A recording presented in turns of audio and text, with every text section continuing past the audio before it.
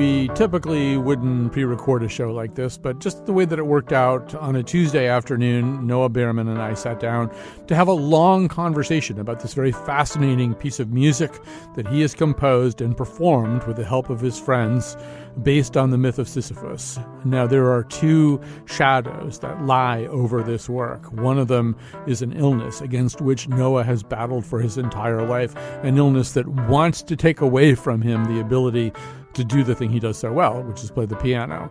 The other shadow is a terrible murder that was committed against one of the performers on this work after the recording session was finished. Each of these informs our understanding of the music that you're about to hear. So join us for that after this news. I can't stop pushing. I can't.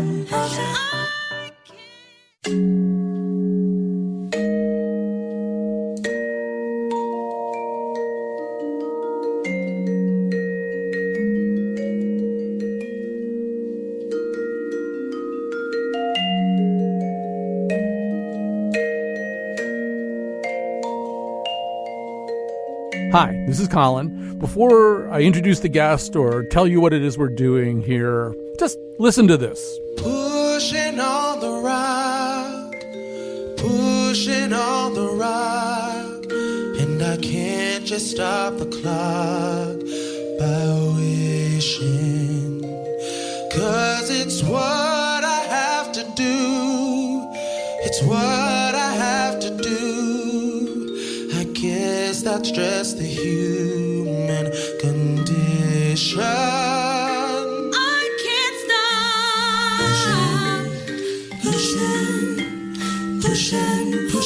I can't stop pushing. I can't stop pushing. And I'm moaning, I will, each time that I fail, so I keep on pushing. All right, so you heard Pushing on the Rock, so you know that this is music that is either about Dwayne Johnson's agent or Sisyphus. It is the latter. It is from The Rock and the Redemption. You were hearing the Noah Baerman Resonance Ensemble. And this is a new release from a jazz musician, jazz pianist, a composer, lots of other things, including a great friend of this station and a great friend of our show, the Noah Baerman Resonance Ensemble's a new album. Once again, The Rock and the Redemption. So, you know, there's sort of a lot of times on the radio where somebody who's made a new album comes in and they talk about their new album.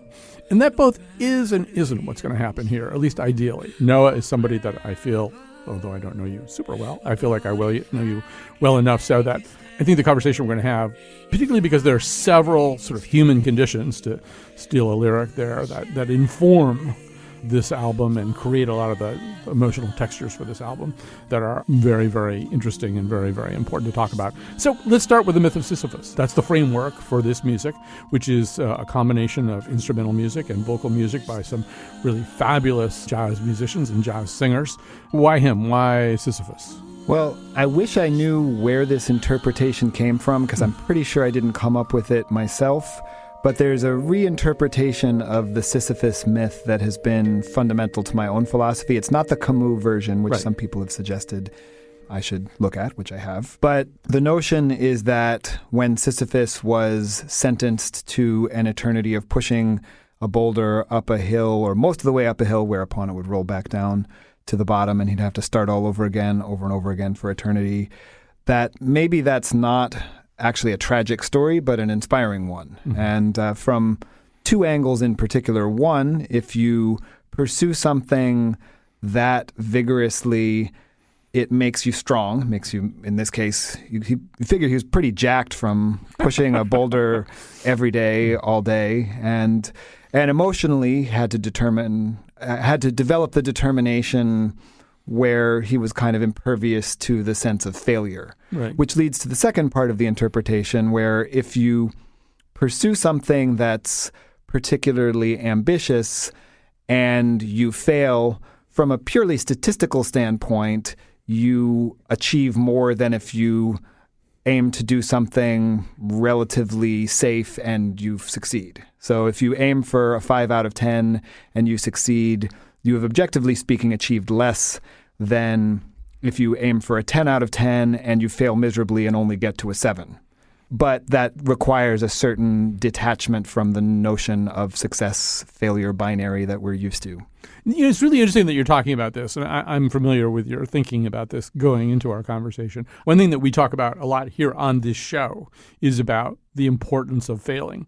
And what I say to the producers is, if once every 3 months we don't do a show, it's, by the way, not going to be this one, that is we don't do a show that's a complete disaster, like, run out of the studio holding your head disaster, there's something wrong, because in fact we just haven't taken enough risks. We haven't pushed hard enough. We haven't, to use your term, pushed hard enough. That if you're going to create and create safely, you're not going to create much. I think that's kind of a different version of what you're saying. It's definitely related, yeah. And I think in particular, failure itself may or may not have its own valor. That's another conversation, maybe, or a related conversation, certainly. For me, it's sort of, if you are pursuing something that's important enough, then the importance of aiming for full fruition of that endeavor is worth it, even if objectively there's no possible way you could get all the way there.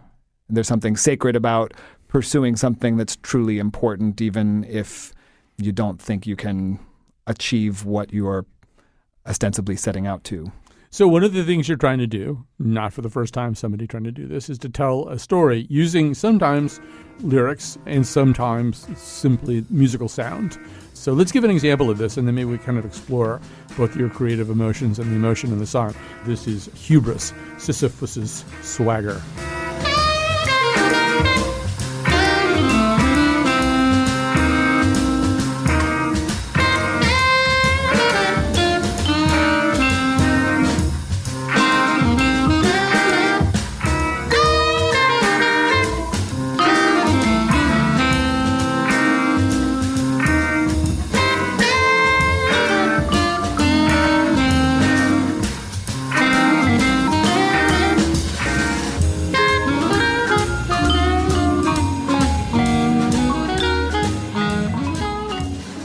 First of all, it's good to have talented friends. One of your friends is Chris Allen. I think you and Chris have been here in this studio together with me at least one occasion. We have. In the past. Chris Allen, amazing sax player and all-around good person, too. Indeed. I want to, first of all, talk about the gestation of this project. You say it's the longest creative gestation you've ever been through.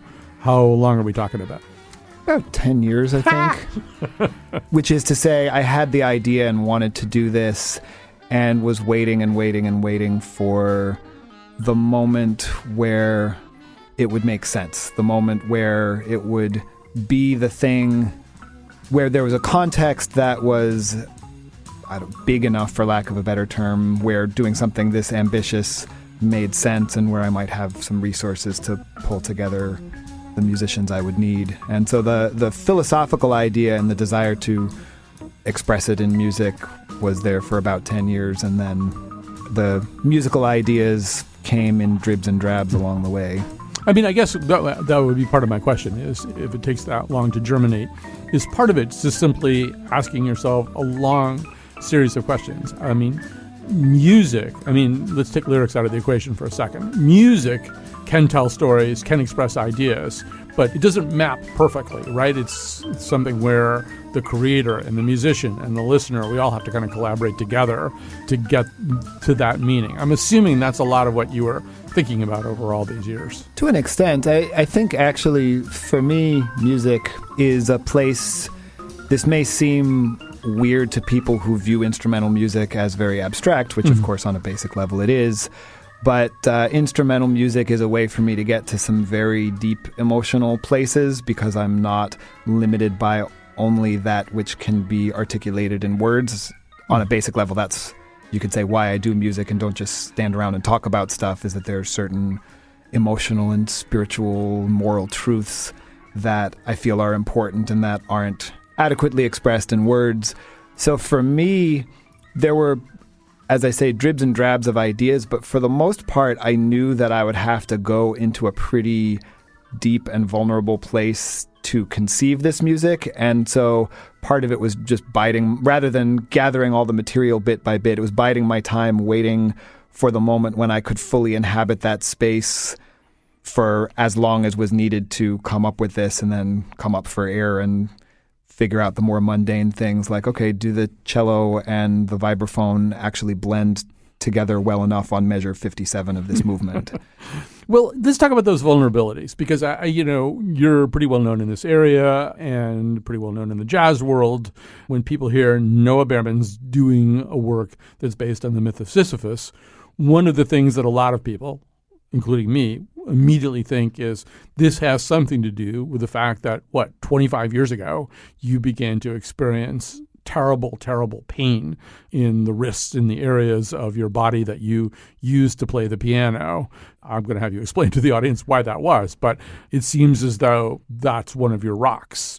For 25 years, you've been pushing a rock that kind of doesn't want to let you do one of the things in your life that's the most important to you. That's right. Well, and I've actually been dealing with it my whole life, but that was the point in my late teens when I realized that music would be another potential casualty of this. So I was born with a connective tissue disorder called Ehlers-Danlos syndrome, or EDS, in which the body does not produce collagen properly. And so one of the symptoms of that, at least for some of the types, including the one that I have, is joint hypermobility and much greater vulnerability to weakness and injury and so on. So I was 18 the first time I started experiencing wrist pain to a degree when it seemed far-fetched to think that I would be able to keep playing even on a recreational level. I mean, I couldn't lift up a tray in the dining hall in college.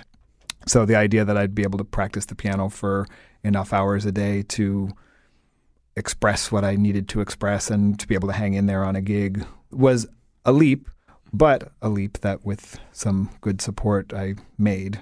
If if this were a visual medium, people would be looking at your hands right now. You have a series of they look like a series of rings going around your fingers, all of your fingers. What are those? So these are splints, silver ring splints, and they allow me the good mobility in the middle joint on each finger without bending the wrong way, or without me having to expend as much of my finite energy preventing that from happening.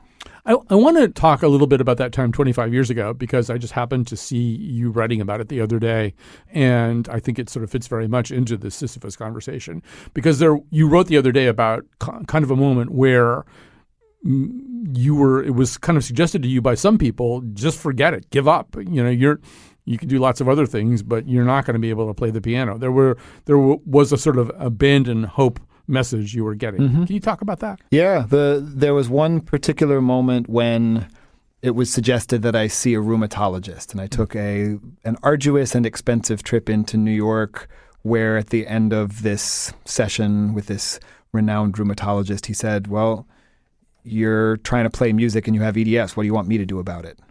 That was literally what he said. Mm-hmm. And so I remember vividly the deflation that I was navigating as I took the subway and the bus back to New Jersey, where I was in college, and sort of zombie-like walking through the dining hall that evening, and people trying to cheer me up, and it felt pretty hopeless there. And I think the two things that enabled me to sort of dust myself off and get going, one was having a great hand therapist named Carol Johnson, who saved my career on that occasion for the second of multiple times. But also this weird sense of hope, which I guess is reflected and weird in the way it expresses. I don't think that hope in itself is weird, of course, but that's expressed in this music where I just needed to go for it. And I mean, music, it's weird also in that I'm not a religious person, but I am a spiritual person. It's the fastest growing demographic apparently in religions is spiritual but not religiously affiliated people, according to Pew. But it's a sacred thing for me. Music is a sacred thing, and I feel like it's a way to express and communicate and share things that are beyond just a simple career path. I mean, the career path is something I navigate as a kind of byproduct, but ultimately at that time, it'd be kind of like if I was determined to be a person of the cloth and someone said, just your clergy dreams are not realistic, just chuck them. It's not like saying, okay, let me find another thing in the list of appropriate careers. It's like, no, I'm pursuing something sacred, and if I do have to quit, I'm not going to do it from a place of wondering what would have happened if I had persevered. Let me ask you this musically in terms, because I want to come back to Carol, is that her name? I want to come back to her in a second. Would it make sense to play a little bit of the cut Boulder right here? Sure. In terms of what we're talking about, let's just hear a little bit of that.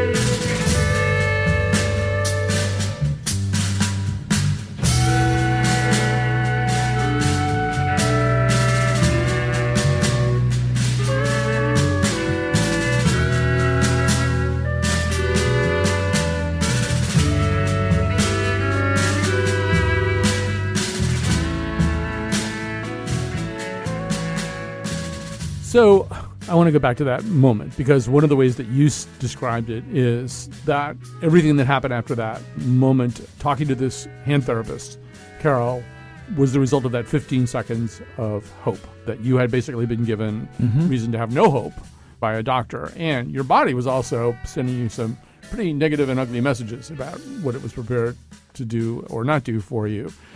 I do think that if we're going to talk about mythology, there are these moments, right? And there are these people who are guides to us, whether it's even Virgil leading Dante through the underworld, that we don't get out of these places probably without guides.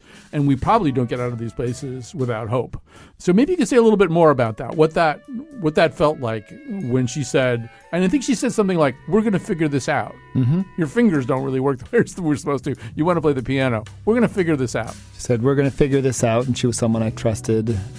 And yeah, I think hope for me is a renewable resource in the sense that once someone was saying, I mean, she didn't literally say this, but this is not hopeless, you're not alone, there are resources that we haven't exhausted yet. That was enough for me to feel like it wasn't just me looking betrayed to the skies, wondering why the universe had forsaken me. And, I was like, okay, just got to work on this and do the daily practice of the mundane exercises I need to do and vigilantly monitoring both how much and how I play and figuring out much of who I am as a motivator, for lack of a better word, comes from that kind of overcoming. Much of who I am as an educator, a music educator, comes from the ways that I had to strategize how to learn an amount of stuff that would normally require 4 hours a day of practice when I could only literally play the piano for maybe 45 minutes a day at that point, and that was even a stretch. And so when I say it's renewable, once having an experience like that, it's not like each subsequent experience of adversity requires starting from scratch, because I may need to be helped with resources in a particular predicament, but I at least know that hope is a legitimate thing, and so I don't have to start quite from square one in that sense. Right, and I do think there are these people who are on Earth, and however we want to explain that, I'm kind of with you. I'm not exactly sure what spiritual doctrine I would subscribe to, but I mean, when we get tested in these ways, we find these people, they're just like there, Bodhisattvas, we would call them in Buddhist tradition. Yeah, exactly. I say we, but and like when I got my cancer diagnosis with melanoma, I mean, right away I got in touch with Jim Chapdelaine, because he's like one of these guys, he kind of walks you through this. And so here's the other thing about that, though. So Jim is one of these people Jim is the survivor of a rare cancer that essentially people don't survive. And also, like you, a professional musician. I wonder about the rock that way. At the beginning of this conversation, you talked about how the rock is one of the things that turns Sisyphus into who he is. And he's among other things, as you say, he's jacked just from pushing that rock, And I wonder who you think you would be without your rock. I mean, if this syndrome is your rock, nobody's going to look at that as a gift. Just flat out, it ain't no gift. But I'm sort of wondering what it is in terms of shaping you creatively and virtuosically too, if that's an adjective. Yeah. Well, I mean, honestly, I don't know who I would be without it, which that perception started off honestly as more of a sort of chosen defense mechanism against getting too negative. Right. But I've realized more and more that it's an inseparable part of my consciousness, a part of my path. And on a basic level, I feel extremely privileged to have the life I have and to be the person who I've been lucky enough to become. And I think about the old game show, maybe it still exists in new incarnations. Actually, I think I saw it in my chiropractor's waiting room, Let's Make a Deal. Mm-hmm. I would not trade my life for what's behind door number 2. Yep. And it's an interesting and totally understandable, but ultimately unsophisticated, let's say, perception to think, I wish this thing weren't part of my life, and assume that all the other good stuff would remain the same if you just got rid of that piece of adversity. And of course, there are some degrees of adversity that are so extreme and so heartbreaking that you can't not think in those terms. And I certainly don't want to trivialize anything like that if you've lost someone tragically. But I think about a lot of things, as you've gleaned by now, but I actually don't think that much anymore about what specifically EDS has done for my consciousness or my musicianship, because it's just part of who I am. I mean, it may be that if I didn't have that, I would have become a lousy soccer player because I wouldn't have been kept from doing that when I was a medically fragile kid. Yeah, I think also, just as what you were saying, it's something I've been thinking a lot about these days. Not what you just said, but what you said before too, is, we live in this culture where the dominant narrative, particularly about illness, healing, renewal, is really, it's like all those Smilo Cancer Center commercials where everybody's on their road bikes and they're waving and everybody wants to be closer to free, And one of the things we leave out is sorrow, Sorrow these days is this kind of stepchild emotion. Like I hear in some of the music here in the Rock and the Redemption, sorrow. We are valued so much more for our ability to get over stuff these days. Right. Come on, you're going to beat this thing and you're going to be fine. And, there needs to be that moment where you go, well, no, this is really sad. I wish this hadn't happened. We're going to be talking a little bit later about something else that's even sadder and that you profoundly wish hadn't happened. But I mean, I don't know, sorrow. It's kind of, we need to know that that's okay. Absolutely. Well, and I think what I value more and more in relationships, musically and personally, and in just going through life is depth of experience, depth of engagement. And you can't engage deeply while hiding from pain and sorrow and grief, sometimes anger. If your goal in life is to have pleasant and somewhat surface experiences, then first of all, you're probably not listening to the Colin McEnroe show because... or we'd like to know what drug you're taking. Right, fair enough. Yeah. But I feel like it's just part of the experience that we all have if we're fortunate to stick around long enough to have stuff happen in our lives and in our spheres. And ultimately, none of us makes it out alive at the end. And so how deeply you were able to engage in whatever happens between now and then. At my first Ehlers-Danlos conference in 2002 in Winston-Salem, the very first workshop I went to, the doctor presenting it opened his spiel with, "Life is a sexually transmitted disease that's always terminal." And everybody sort of stopped, and then some of them laughed uncomfortably. And his point, this was for focusing on a particular type of EDS that actually does result in a greatly lessened life expectancy, and saying, okay, so how are you going to live?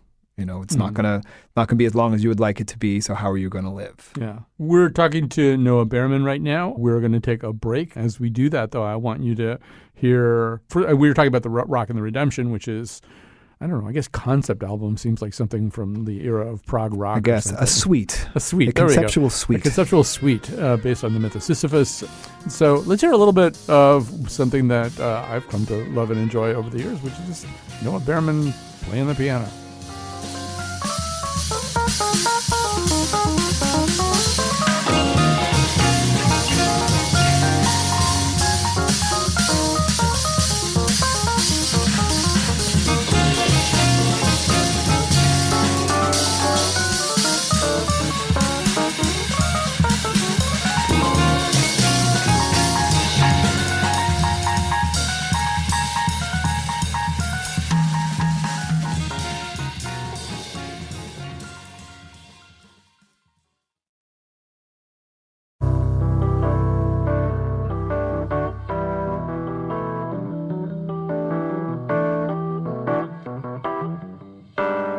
That is from Noah Baerman's new album, The Rock and the Redemption. Noah Baerman is well-known to listeners of this show, a jazz pianist and the composer behind the Noah Baerman Resonance Ensemble, technically the artist on this album. It is based somewhat on the myth of Sisyphus. And there are, as I was listening to it and understanding more about it and reading the liner notes and stuff like that, I came to think, Noah, that there are sort of two shadows that cast across this work. One of them is what we just talked about. The other is something we haven't talked about yet, Claire Randall. Well, I should just let you take over the story. I guess we should say this was recorded mostly in 2015, right? It was recorded in one day, a live session in 2015. And by the way, on the website at wnpr.org/Colin, when you go to this page, and we'll make sure that you can get to the video version of this. We think people should own the CD, but if you do buy the CD, I think you can get a way to download this video thing. So we'll just put up a link, and it'll give you everything you need to know. But you do, I think, want to see this. And one of the things that you see is this wonderful singer, a very beautiful young woman, Claire Randall. Tell us about her. Well, those who have a sense of foreshadowing will notice by the verb tense that this is not a story that ends well. But Claire was a student of mine, a close friend, became a collaborator both musically and in the nonprofit that I direct, Resonant Motion, Inc. And one of the central musical and artistic and kind of spiritual forces behind the formation of the Resonance Ensemble. And in December of 2016, she was murdered.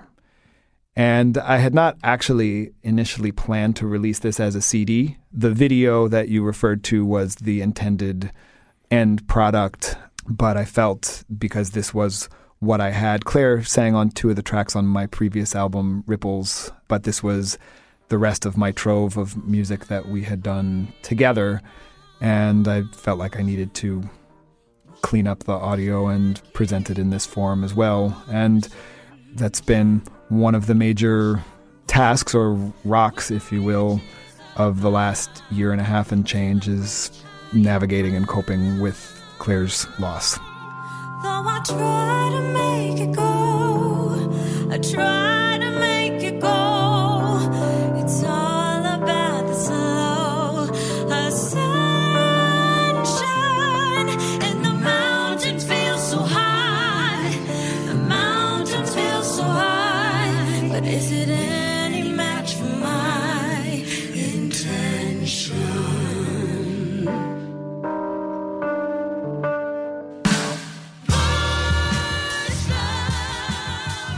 You know, the past can't talk to the present, technically speaking. The past can't talk to the future.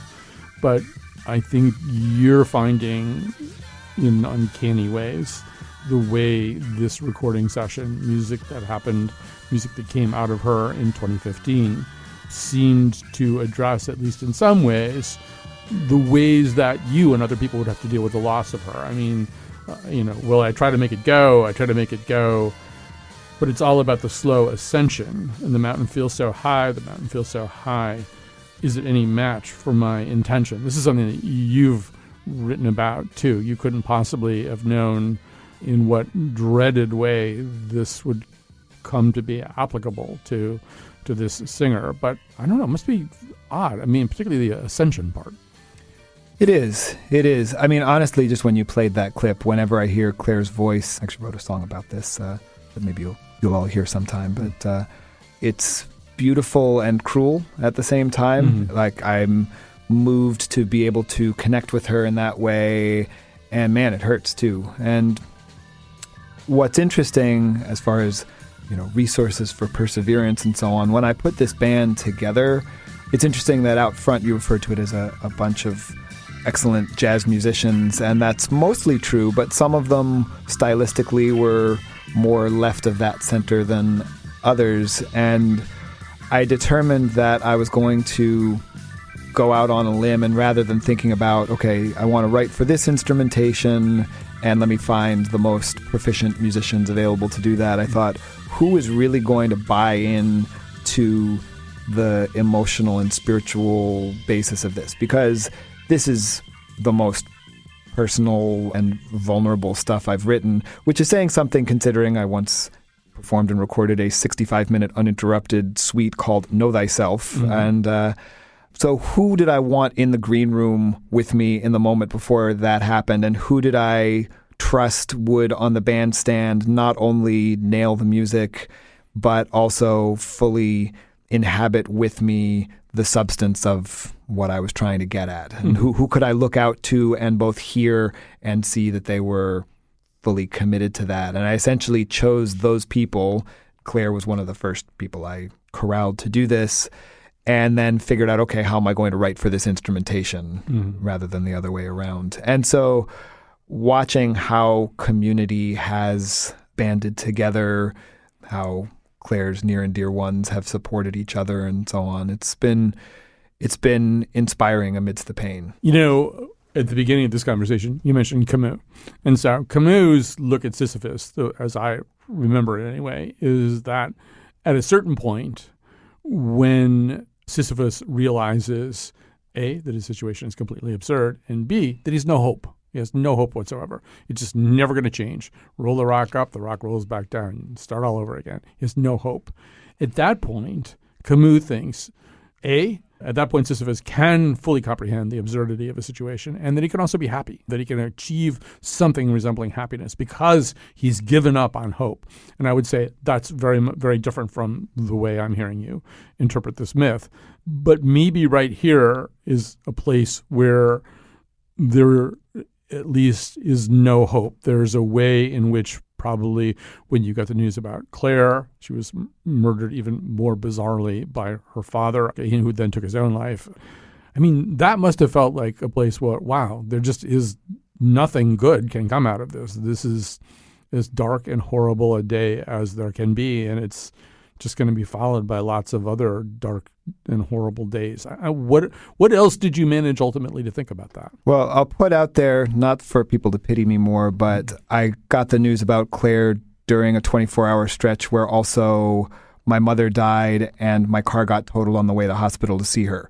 So it was not the best of days for me to find hope and optimism and joy. But I mean, all of those things paled in comparison. My mother had lived a long life and died after saying goodbye and so on. This kind of thing is not supposed to happen. Right. And I think in a sense, both to answer your question and to point out where I most diverge from Camus as much as I intellectually and philosophically appreciate and relate to that interpretation, in the end, it's about love. It's about love and connecting with other people. I mean, one of the other rocks in my own life is being a foster and adoptive parent.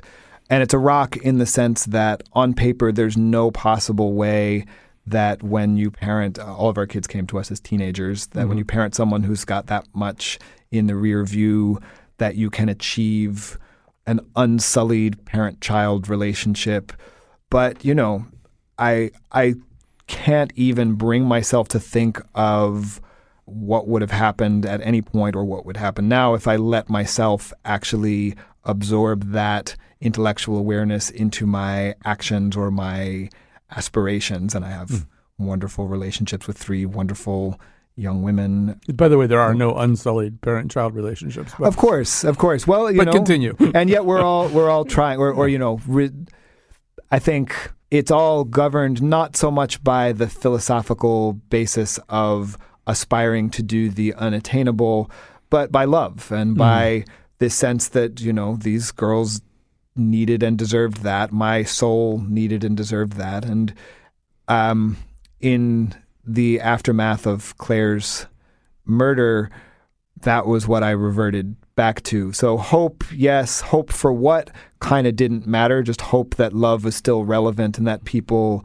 nurturing and enveloping each other in a healthy way was something that would essentially lead to the kind of redemption that I'm trying to get at with all of this. That was really amazing what you just said. I mean, that was really amazing. I told you this was not going to be a typical conversation with some guy who had an album out. Let's hear the voice of Claire one more time here. This is from the traditional Run On. You can run on for a long time. Run on for a long time. Run on for a long time. But sooner or later, gotta cut you down. Go tell that long-tongued liar. Go tell that midnight rider. Tell your rambler, gambler, backbiter. Sooner or later, gotta cut you down. Sooner or later, gotta cut you down. I know my guy's gonna cut you down. You may throw a rock at your head, working in the dark against your fellow men, but as sure as God made day and night, what you do in the dark will be brought to light. You can't run on for a long time. Run on for a long time. Run on for a long time. Sooner or later, gotta cut you down. Go tell that long-tongued liar. All right, so that's the voice of Claire Randall, and it's vocals and a tambourine. You know, as I was playing, okay, I'm going to tell a pretentious story, sort of. Many years ago, in the middle of all kinds of personal turmoil, I just kind of up and left in December and flew to Paris for the first time in my life. And one thing that happens in Paris is that I think mostly West African gospel groups come and they take over a church. Paris has way more churches than it has Catholics, so they got to find something to do. And so you buy a ticket and you go. And I'm sitting in this, and I'm in Paris all by myself, and there's nobody to talk to. And suddenly, this French man sitting next to me turns to me, having figured out I'm American because I look dorky, and he says, "What's the difference between gospel and spiritual? Like between a gospel song and a spiritual?" I thought, I don't know the answer to that question. It seems like a pretty good question. But there's another term, traditional, I think, which is what you use. But maybe you talk a little bit about the way that you incorporated this kind of music and what it is to you and why it's running through this suite of yours. To contextualize, there are 4 pieces, including that one, that are adaptations of traditional material, so maybe folk songs, maybe spirituals. So which is to say, things that are part of folkloric tradition. And part of it is I knew that I could just write things for those portions. I'd had enough experiences with all of these singers, Claire, Latanya, Mel, and Garth, that I knew that they could handle heavy material. It's one of the things that made Claire's passing so tragic, is that she was so brave and giving in the way she put forth that kind of energy. But as a composer, one of my beliefs, which is maybe self-defeating in terms of being prolific, is that if it already exists, I don't need to write a variation of it just to put my name in the upper left-hand corner, upper right-hand corner, actually, sorry, of the music.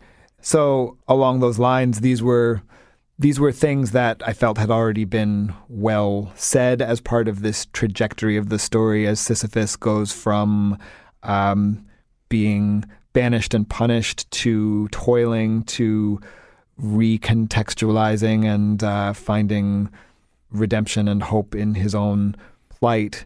And it's a weird thing, I guess, in that a lot of the stuff from Black sacred traditions, spirituals, etc., really resonate with me. It's weird because I was not raised in that tradition, but it's fundamental to the music that I do and that I love. And I figured out how I could arrange these pieces. Each of the vocal pieces, except for at the very end, has just one instrument playing to accompany the singers, which was on purpose to sort of get some intimacy in there as well. What we're going to do is take a break here, and as we do, we'll play another one of these, Another Man Done Gone. This will feature vocalist Melanie Sue and bassist Henry Lugo.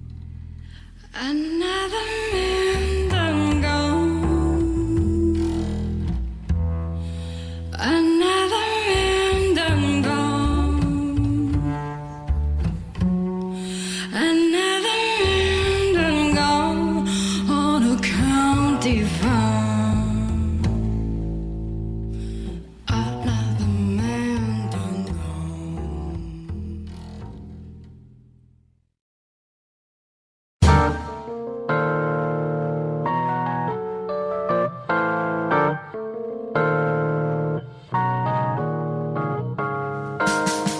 In books there are all these acknowledgments. I always wonder if some author will sometimes just on the acknowledgments page go, it was really just me. Nobody really helped me.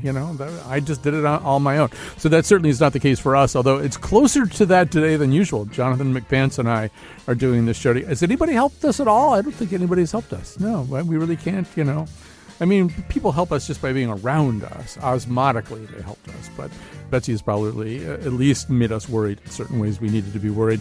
So anyway, thanks to anybody who did that. And I should say the part of Bill Curry was played by Chick Corea. Meanwhile, I want to get back to my conversation with Noah Baerman, jazz pianist, the composer behind the Noah Baerman Resonance Ensemble's album, The Rock and the Redemption, which we have been talking about very much here today. So Noah Baerman, obviously this work is one which I'm still getting to know, one that I really want to sit with a lot and spend a lot of time with. Thank you. It reminds me a bit of one of my favorite pieces of culture that I've consumed anywhere in the last 5 or 6 years. I don't even know what year it was, but at the New York Theater Workshop, I saw Hadestown, which is Aeneas Mitchell's version of the Orpheus myth, told in a very different way. But these two works are kind of cousins of one another. And I'm loving this, and I'm loving the way it's kind of a departure. Not that you've ever fit into any particular category anyway. You've done a lot of different things in your career, but this is like a new thing I never heard you do before. On the other hand, one phrase you used for it, and you set it up at the beginning of our conversation, but let's come back to it, is spectacular failure. I don't think anybody else listening to this is going to say, wow, what a spectacular failure. I hope not. Yeah, you hope not. But tell me why that phrase is important to you in terms of how you think about what's happened so far. Well, the concept we've been talking about this whole time about aiming for the unattainable but somehow righteous goal, and then getting somewhere that's better than it would have been if you were less ambitious, but still not all the way there. That governs my music. I mean, part of it is that because of physical disability, I was pretty furiously prolific in my late 20s through my 30s.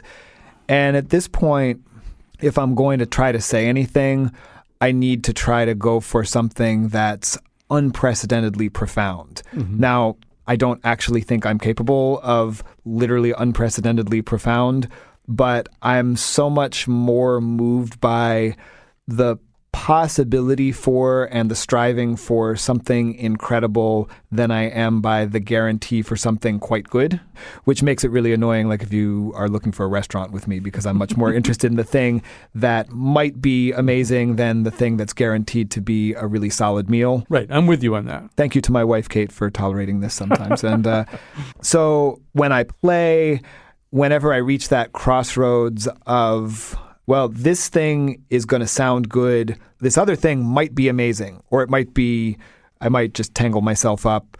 I go for the latter more often than not. And so with this music, there were textures that I was exploring. There were elements of emotional substance that I was aiming for. I mean, I knew in my head what the feeling was that I was going for, and the uncontrollable weeping that it would, weeping yet hope, yet feeling loved by the entire universe, that it would involuntarily inspire in anybody who heard it.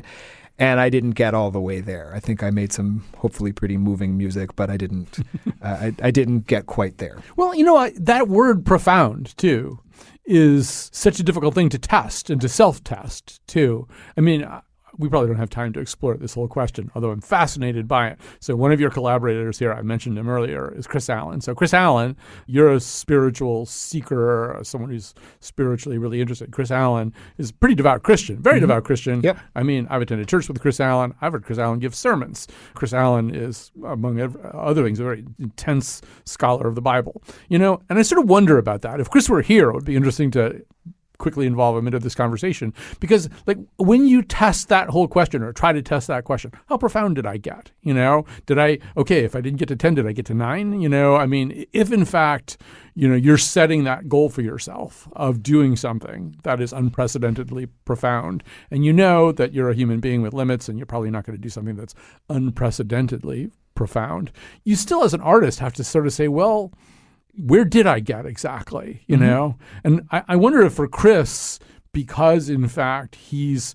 functioning within a kind of different rubric, whether he answers that question differently than you do. Because when we say profound, it's hard to be profound without exploring at least some corner of that spiritual question. Sure. What else do we mean by profound, right? Right. Well, and I think he and I are really quite kindred spirits, even if our literal faith is not the same in terms of trying to reach those places that unite and inspire. And the last time we performed this piece, the last time the Resonance Ensemble performed, and honestly, we'll see if it happens again after Claire died. There hasn't been a whole lot of motivation to put the band back together, so to speak. But we got to play at the Monday Night Jazz Series in Bushnell Park in Hartford, which I've always wanted to be a headliner at that. It was a great experience.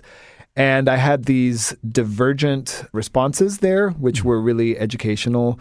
There were a lot of musicians in the audience who I noticed in the beginning. There's a certain place, those of you who go to these concerts, where the musicians all kind of line up. And I looked over, and they were texting, and they were talking to each other, and that's fine. And that was not my target audience in this occasion, which hasn't always been true. And yet I had more instances at the end of it than I'd ever had before of complete strangers coming up and hugging me and saying, I was having a really rough day.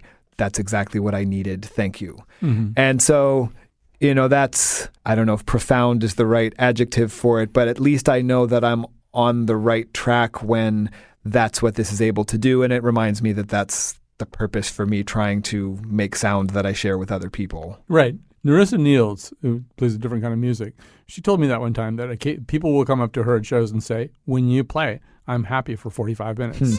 She goes, and there's no arguing with that, Yeah, and I think the way I do it, it's slightly different in that I'm less concerned that people be happy and more concerned that they feel that they have the strength to endure whatever they're dealing with, which is a subtle distinction. No, I think it's not a subtle distinction. It's a big distinction and an important one, and one that marks out this work in a very specific way. And I do not mean in any way to denigrate those who create music that is meant to distract or entertain or party to. For whatever reason, following my muse has led me in a parallel direction. I think we're going to end with I'm on my way.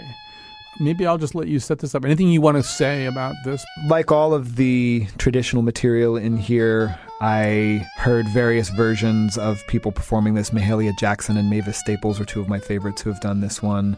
And I felt like, just like the Sisyphus myth itself, there's this sort of old yet still relevant emotion and substance in there. In this case, determination and pursuit. All right, I'm on my way. And unfortunately, we're on our way too, but Noah Baerman, so great to spend this time with you. Thank you so much, Colin. I asked my sister to come with me. I asked my sister to come with me. I asked my sister to come with me. On my way, great God, I'm on my way. If you won't come, then don't hinder me. If you won't come, don't you hinder me. If you won't come, then don't hinder me.